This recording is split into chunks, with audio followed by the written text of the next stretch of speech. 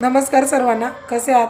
काल ना मी विद्यार्थ्यांवर जो होणारा लाठीचार्ज आहे ना, तर त्याबद्दल एक व्हिडिओ बनवलेला होता आणि सर्वसामान्य जनतेला पाठिंब्यासाठी विनंती केलेली होती. कारण मला असं वाटलं की हा भ्रष्टाचार कुठेतरी थांबला पाहिजे आणि ह्या विद्यार्थ्यांचं भविष्य हे कुठेतरी उज्ज्वल झालं पाहिजे. पण आहे ना, काही लोकांना पाठिंबा देण्यासाठी वेळ नसतो, मात्र निगेटिव्ह कमेंट करण्यासाठी भरपूर वेळ असतो, असंच मला वाटायला लागले.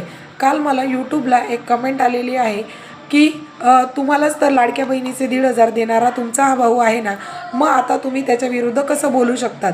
तर तुम्ही गप्पच राहा. खरं सांगायला गेलं ना, तर ज्या महिलांना खऱ्या अर्थी या 1,500ची गरज होती, त्या महिलांपर्यंत हा लाभ पोहोचलेला आहे का? कारण यातल्या अनेक अशा स्त्रिया आहेत ज्या अशिक्षित आहेत, त्यांच्याकडे कागदपत्रांची पुरेपूर जुळवाजुळव नव्हती. त्यामुळे ना, ज्यांना गरज असूनही त्यांच्यापर्यंत हा लाभ पोचलाच नाही. पण त्या व्यतिरिक्त अशा कितीतरी पुरुष मंडळी आहेत ज्यांनी महिलांची नावं वापरून आणि कागदपत्रांमध्ये अफरातफरी करून का होईना हा लाभ मिळवलेला आहे. पण सध्या आहे ना, हा लाडक्या बहिणीचा मुद्दा नाही.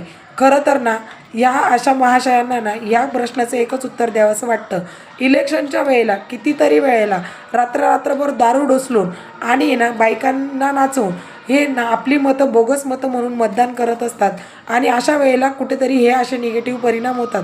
जर 1,500 देणारा आमचा भाऊ असू शकतो, तर अशा पद्धतीने दारू पाजून यांच्याकडनं बोगस मतदान करून घेणारा यांचा बाप असला पाहिजे.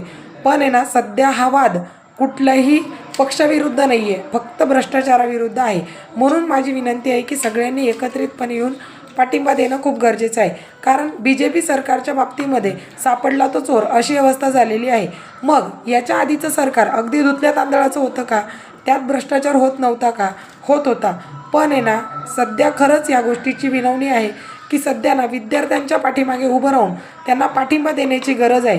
कुठल्याही पक्षाच्या विरुद्ध आता बोलण्याची वेळ नाही. आता ही मुलं एकत्रितपणे येऊन भ्रष्टाचाराच्या विरुद्ध जर काही चांगलं पाऊल उचलत आहेत, तर त्यांना सपोर्ट करण्याची गरज आहे असं मला तरी वाटतं. म्हणून मी सर्व जनतेला पुन्हा एकदा हीच विनंती करेल की आपण सर्वांनी ना या विद्यार्थी वर्गाच्या पाठीमागे उभं राहून उज्ज्वल भविष्यासाठी सगळ्यांनी त्यांना पाठिंबा देऊया. धन्यवाद.